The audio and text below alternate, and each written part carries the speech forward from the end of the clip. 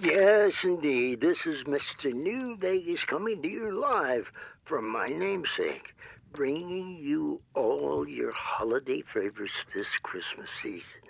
Now, I hope it's warm and cozy where you are, and not because you're losing consciousness, unless, of course, that's what you want to do.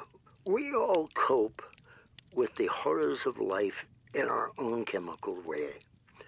I'm taking your dedications all night and reading your Christmas greetings and heartwarming stories live on the air. Here's one from Bob in the former Arizona. He writes, "My dog ran off on Christmas Eve, and I tell you, it was a repeat of the exact story of Christmas. Strangers came out of nowhere to help us look for him. Just like the three kings from Orientar. I was working with them as one of the kings, and then God is the king of all kings, so we had 5 kings. But there were 7 people total, 2 women and 5 men, so 5 kings. 2 queens plus me, plus God, that's 9 kings total, including queens. And none of us knew where the heck this dog was. So I'm thinking, that's like the original Jesus from the story. The dog is the lost baby Jesus. So I'm starting to get very stressed out because not only did I lose the dog, but the dog would tell me when somebody was coming. These people appear. They don't find him. Plus, they keep asking me if I have Kims. And I do, but I'm not sharing, and I'm mad, and that's making me feel guilty. Yes, I have rage issues, but that explains why I can't part with the Kims. They're medical. Anyways, it turns out the dog hadn't gone far. He heard me executing some people earlier, got scared, and hid in the panels. He eventually came back out when I started roasting one of the people I killed. Now, I wish I'd have figured that out before I executed all the other kings, but I did my best with the information I had at the time. Long story long, I didn't know I needed a dog to celebrate Christmas before I tried doing it without one. Isn't that pathetic? I hate myself. Thanks, Bob. Now here's a holiday tune that'll soothe you faster than a blood-brain barrier full of gaseous Skims. Hi, I'm DJ Mr. New Vegas, and picturing you sit there listening, lounging in your lingerie sets my imagination to spinning 45 RPM. Here's a tune. You know, I love listening to these old sides, but not as much as I love listening to your stories. I want to hear from you. Here's a little holiday yarn from Slugger Rex, who writes in from the Siltlands with this reminiscence. People might complain about Christmas in the wastelands, but it's better than in the vaults. Trust me, I celebrated Christmas in a vault last year, and it sucked.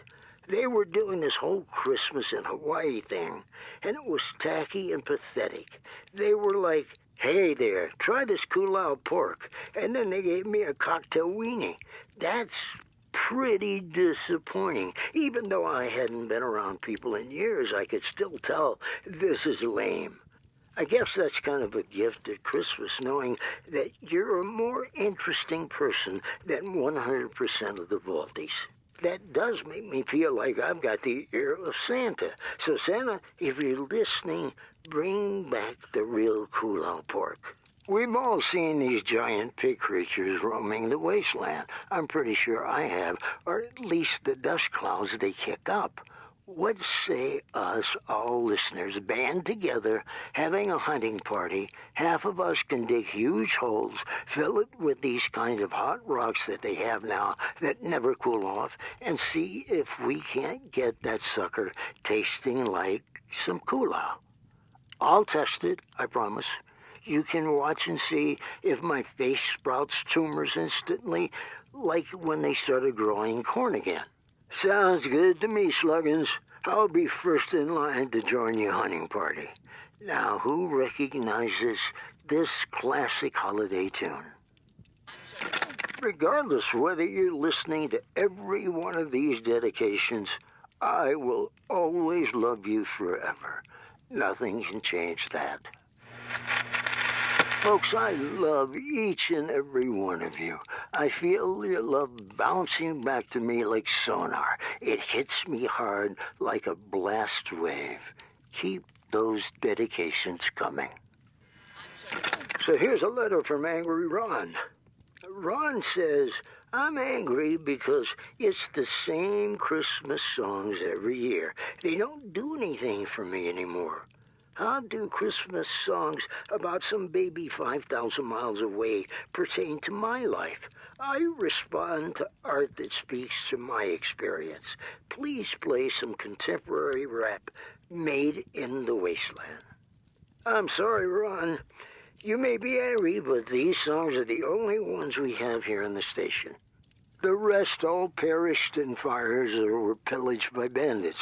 And so now, for the 5th time tonight, God rest ye merry gentlemen. Back again with more of your Christmas greetings and dedications. Here's one from Andy C. who says, I love these old tunes, but it's hard for me to sing these Christmas carols knowing I have eaten over 100 people. Don't worry, Andy. We'll let the records do the singing for you. Andy continues. Singing Rudolph the Red-Nosed Reindeer was hard enough after killing a man, but after I devoured his whole family, I was unable to carry out that tune without breaking down in tears. It just takes some of the joy out of the season when you eat the people you used to celebrate with. Knowing the taste of a human gallbladder, I suppose I sing, Oh, Holy Night. How can I think of anything but the bile? It's easy to sing the words, but the words don't mean anything anymore. I mean, what even is a sleigh? I don't think I've heard sleigh bells in 400 years. I can slay my friends and neighbors and eat them, but a one-horse open sleigh, it's meaningless. I was kicked out of a family dinner for acknowledging that we ate my cousin. Never discuss who you're eating as you're eating them. The people I was with say it makes you feel sick. I can't confirm that, but I can confirm it makes people mad. I wish I hadn't eaten so many people so I'd have someone around to make me feel better. Well, Andy, see, I can't make you feel better because what you've described is a work of an evil person. But I'll let God do the judging. Here's an old classic. George Washington Thiz from Sandy Gulch writes, War never changes, neither does Christmas. Same songs every year. You ever notice that? I happen to like it, George. You know, living in a place where you never really know where you are because you're surrounded by shifting sand dunes. I find Christmas songs are like wayfinding stars to guide my year by. If I hear 'em, I know Christmas can't be far away. This is DJ Mr. New Vegas, and I love your style. I'm attracted to you. Understand?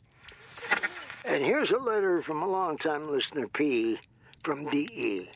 He says, every year I listen to your show. Thank you, Pete. And I reflect on the people I spent prior Christmases with, killing or eating, like Jimmy Kane, who went caroling with me in order to distract our marks while we robbed them. He got a little handsy with his half of the take, so I had to put a bullet in his brain. Or Melissa, who used to deck the halls in a major way, filling our collapsed shipping container with all manner of radioactive glowing bugs in a Christmas-spirited style. She got bad tumors, had to put her out of her misery. And how could I forget Big Sarah, who captained the merry sleigh when we hitched our gear to some angry Brahmins and made it more than 100 miles across the wasteland together. She didn't say thank you enough, so I had to put a bullet in her brain also. But I think about her often because of just how long I spent drying and eventually devouring all of her copious leg meat. She had huge, great legs. Now, I don't mean that in a sexy way, just in a hungry way. I found a large cyst on one of her legs, and there was a full tooth growing in it. Please play Angels We Have Heard on High for me. I'm DJ Mr. New Vegas, and as long as we have each other, we're never truly alone, living in squalor. Here's a letter from Hard Ted in Heartland. Ted writes, please play Let It Snow. I miss the snow.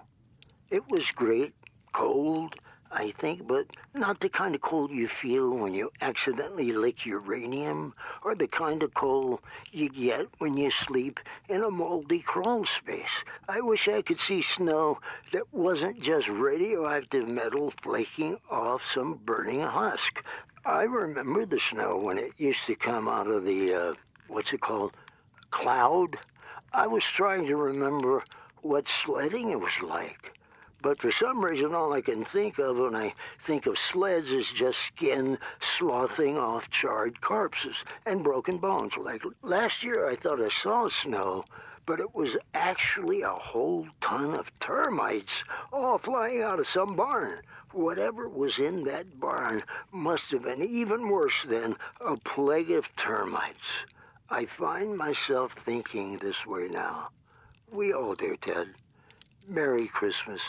Suck down some chems and see if you can forget all about your circumstances. And that's it for me, kids.